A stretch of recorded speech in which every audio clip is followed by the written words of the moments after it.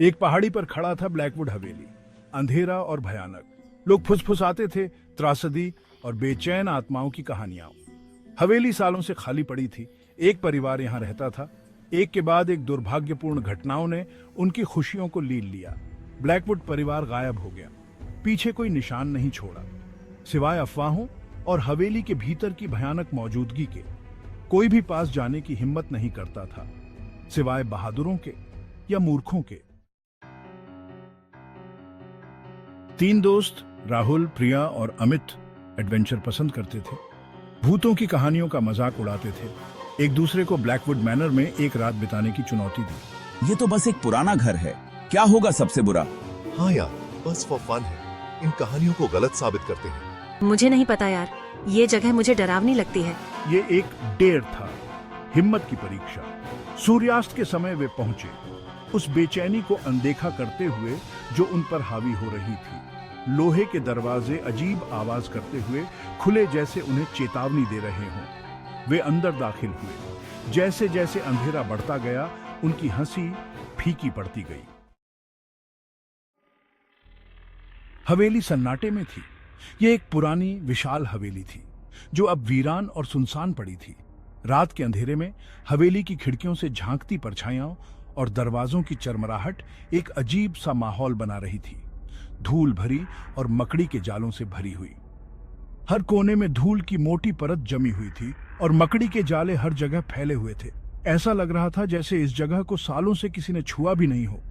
उन्होंने हर कमरे को देखा, ऐसा महसूस कर रहे थे जैसे कोई उन्हें देख रहा है। हर कदम पर उन्हें ऐसा लग रहा था जैसे कोई अदृश्य शक्ति उनके पीछे पीछे चल रही हो। उनके दिल की धड़कनें तेज हो रही थीं और हर छोटी सी आवाज उन्हें चौंका रही थी। क्या तुम लोगों ने वो आवाज सुनी? एक हल्की सी फुसफुसाहट, जैसे कोई उनके कानों में कुछ कह रहा हो। वे सब एक दूसरे की ओर देखने लगे। उनकी आंखों में डर साफ झलक रहा था। ये तो बस हवा होगी, घबराओ मत। लेकिन उसकी आवाज में भी एक हल्की सी कंपी थी जो उसके खुद के डर को छुपा नहीं पा रही थी। ठंडी हवा के झोंके ने उनकी रीढ़ की हड्डी को कंपा दिया। हवेली के अंदर की ठंडक और अजीब सी खामोशी ने उनके डर को और बढ़ा दिया था। ऊपर फर्श के तख्ते चरमरा गए। हर कदम पर फर्श की चरमराहट उनके दिल की धड़कनों को और तेज कर रही थी। ऐसा लग रहा था जैसे कोई अदृश्य शक्ति उनके हर कदम को महसूस कर रही हो। फुसफुसाहट उनके पीछे पीछे चल रही थी। वे सब एक दूसरे की ओर देखने लगे। उनकी आंखों में डर साफ झलक रहा था।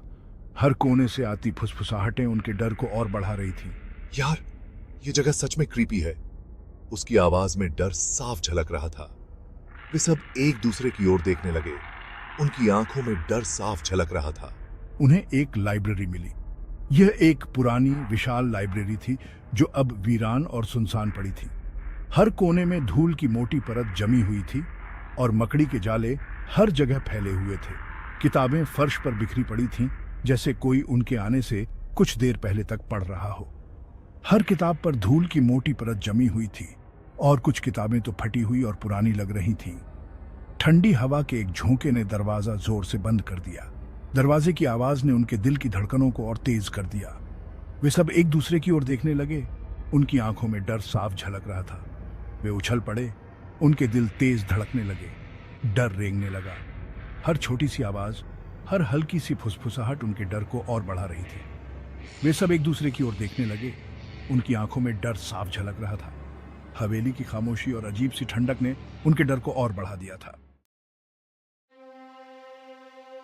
उन्होंने एक छिपा हुआ कमरा खोज निकाला।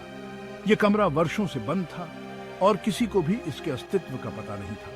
धूल और मकड़ी के जालों से भरा यह कमरा एक रहस्य को छुपा रहा था। दीवार पर एक तस्वीर लगी हुई थी। यह तस्वीर बहुत पुरानी लग रही थी, जैसे कि यह सदियों से यहां टंगी हो। तस्वीर के चारों ओर धूल और मकड़ी के जाले थे जो इसे और भी डरावना बना रहे थे। उदास आंखों वाली एक औरत। उसकी आंखों में एक अजीब सी उदासी थी, जैसे कि वह किसी गहरे दर्द को छुपा रही हो। उसकी आंखें सीधे देखने वाले की आत्मा में झांक रही थीं। वो हमें घूरती हुई लग रही है। उसकी आंखों में एक अजीब सी चमक थी जो किसी को भी विचलित कर सकती थी। ऐसा लग रहा था जैसे वह कुछ कहना चाहती हो, लेकिन उसकी आवाज कहीं खो गई हो। राहुल खुद को उसकी तरफ खींचता हुआ महसूस कर रहा था। उसे ऐसा लग रहा था जैसे कोई अदृश्य शक्ति उसे उस तस्वीर की ओर खींच रही हो। वह अपने कदमों को रोकने की कोशिश कर रहा था, लेकिन वह असफल रहा। उसने कैनवास को छूने के लिए हाथ बढ़ाया। उसके हाथ कांप रहे थे, लेकिन वह रुक नहीं सका। जैसे ही उसने तस्वीर को छुआ, उसे एक ठंडी लहर महसूस हुई। राहुल, रुको, मत करो। उसके दोस्त चिल्ला रहे थे, लेकिन राहुल उनकी आवाज नहीं सुन पा रहा था। वह पूरी तरह से उस तस्वीर के जादू में खो गया था। ऊर्जा के एक झटके ने उसे पीछे धकेल दिया। तस्वीर झिलमिला उठी। ऐसा लग रहा था जैसे तस्वीर में कुछ बदल रहा हो। राहुल को एक जोरदार धक्का लगा और वह जमीन पर गिर पड़ा। पेंटिंग में बनी औरत गायब हो चुकी थी। उसकी जगह एक खाली फ्रेम था। यह देखकर सभी हैरान रह गए। ऐसा लग रहा था जैसे वह औरत कभी वहां थी ही नहीं। उसकी जगह एक घूमता हुआ भंवर। यह भंवर धीरे धीरे बढ़ता जा रहा था और उसके अंदर एक अजीब सी ऊर्जा थी। ऐसा लग रहा था जैसे वह भंवर किसी को अपनी ओर खींच रहा हो। राहुल, तुम ठीक तो हो? उसके दोस्त चिंतित हो गए थे। वे राहुल को उठाने की कोशिश कर रहे थे, लेकिन वह बेहोश पड़ा था। उसकी सांसें तेज हो रही थीं और उसके चेहरे पर डर का भाव था। अमित और प्रिया राहुल के पास दौड़े। वे उसे उठाने की कोशिश कर रहे थे, लेकिन वह हिल नहीं रहा था। उनके चेहरों पर चिंता और डर साफ झलक रहा था, लेकिन वो भी गायब था। राहुल का शरीर वहां नहीं था। ऐसा लग रहा था जैसे वह अचानक गायब हो गया हो। यह देखकर सभी और भी डर गए। उन पर दहशत हावी हो गई। वे समझ नहीं पा रहे थे कि यह सब कैसे हुआ। उनके चेहरों पर डर और चिंता साफ झलक रही थी। वे अपने दोस्त को आवाज देने लगे, राहुल, राहुल। उनकी आवाजें पूरे कमरे में गूंज रही थी, लेकिन कोई जवाब नहीं मिला। राहुल, तुम कहाँ हो? उनकी आवाज में डर और चिंता साफ झलक रही थी। वे अपने दोस्त को ढूंढने की कोशिश कर रहे थे, लेकिन वह कहीं नहीं मिला। सिर्फ सन्नाटा ही जवाब था और दहशत का एहसास। कमरे में एक अजीब सी खामोशी थी, जो और भी डरावनी लग रही थी। ऐसा लग रहा था जैसे समय रुक गया हो और वे एक भयानक सपने में फंस गए हों। वे फंस चुके थे एक अंधेरे और भयावह घर में, जहां हर कोना डर और रहस्य से भरा हुआ था।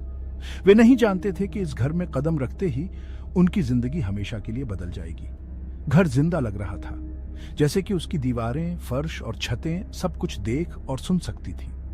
हर कदम पर उन्हें ऐसा महसूस हो रहा था कि कोई उन्हें देख रहा है, उनकी हर हरकत पर नजर रख रहा है। फुसफुसाहट और परछाइयां उन्हें सता रही थी, जैसे कि वे किसी अदृश्य शक्ति के नियंत्रण में थे।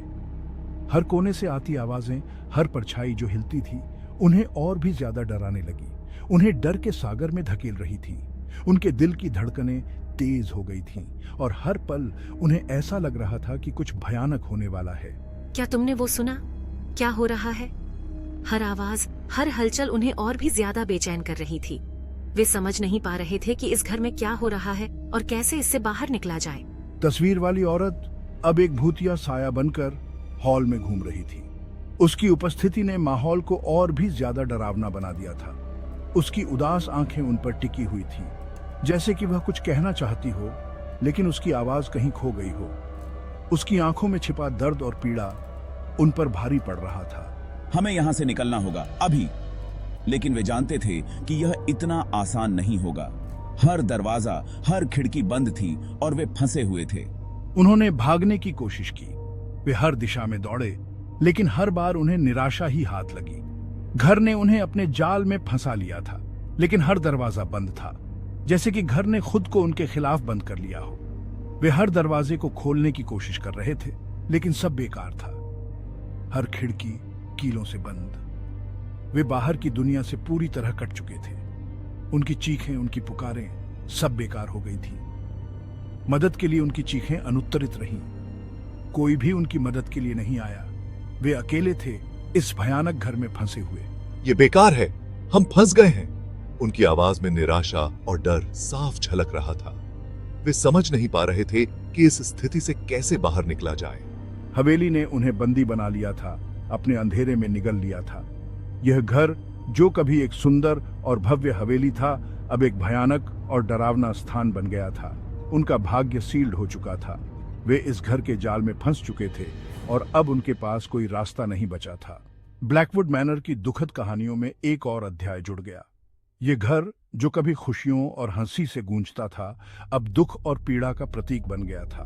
हर कोने में छिपी कहानियां, हर दीवार पर लिखी पीड़ा इस घर को और भी ज्यादा डरावना बना रही थी। वे जानते थे कि अब वे इस घर का हिस्सा बन चुके हैं और उनकी कहानी भी इस घर की दुखद कहानियों में शामिल हो गई है।